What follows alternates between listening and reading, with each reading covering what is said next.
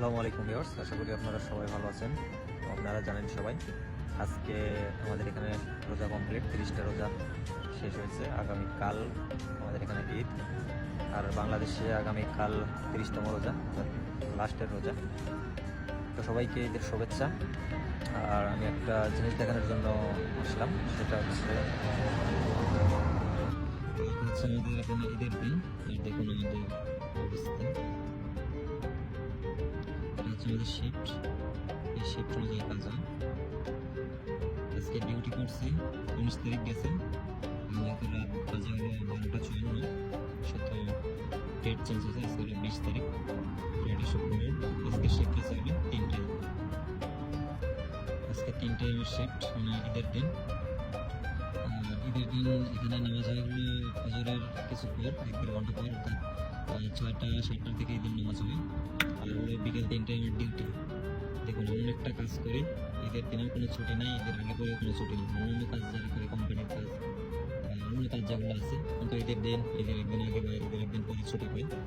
আর আমাদের কাজ দেখুন, এটা হচ্ছে 16 তারিখ, 17 তারিখ, 18 তারিখ, 19 তারিখ, 20 তারিখ। 20 তারিখ ঈদের দিন, আমার ডিউটি হলো বিকেল 3টায়। আমাদের সাথে আজকে একজন কাজ করছে, আমার একসাথে দুপুর 2টায় ডিউটি শুরু আছে, 12 ঘন্টা শিফট, রাত 2টায় ডিউটি শেষ হবে। আর 20 তারিখ আজকে আমার ডিউটি দিতে হলো সকাল 7টায়। এবং রাত 2টায় হলো ডিউটি শেষ হবে, সকাল 7টায় আবার ডিউটি দিতে হবে। শিফট কীরকম করে সাজাচ্ছে, মাত্র মাঝখানে গ্যাপ পাবে 5 ঘন্টা। 5 ঘন্টায় ওর খাওয়া দাওয়া, গোসল, ঈদের নামাজ, সব কিছু। দেখেন আমি ছুটি কাটাচ্ছি কবে, দেখুন আমি 14 তারিখে ছুটি কাটাচ্ছি। এই সপ্তাহের মধ্যে আমার আর কোনো ছুটি নেই। 20 তারিখ দিয়ে মাস কমপ্লিট হবে, এই লাস্টের সপ্তাহের মধ্যে আমি 13 তারিখে ছুটি কাটাচ্ছি। আর হচ্ছে 20 তারিখের পরে, অর্থাৎ 21 তারিখ থেকে নতুন মাস শুরু হবে। এবং পরের মাসের ছুটিটা আমাকে হলো 20 তারিখের পরে যে কোনো একদিন ছুটি দিয়ে দেবে, প্রথম সপ্তাহের ছুটি।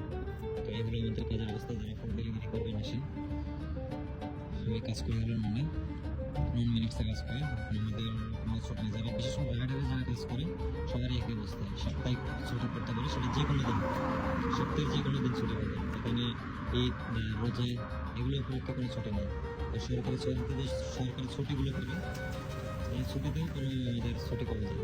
একমাত্র সাপ্তাহিক যে ছুটি, যে কোনো দিন সেই ছুটি করতে পারে। এই হচ্ছে আমাদের অবস্থা। ধন্যবাদ সবাইকে সঙ্গে থাকার জন্য। দেখতে দেখতে 30টা রোজা শেষ হয়ে গেল।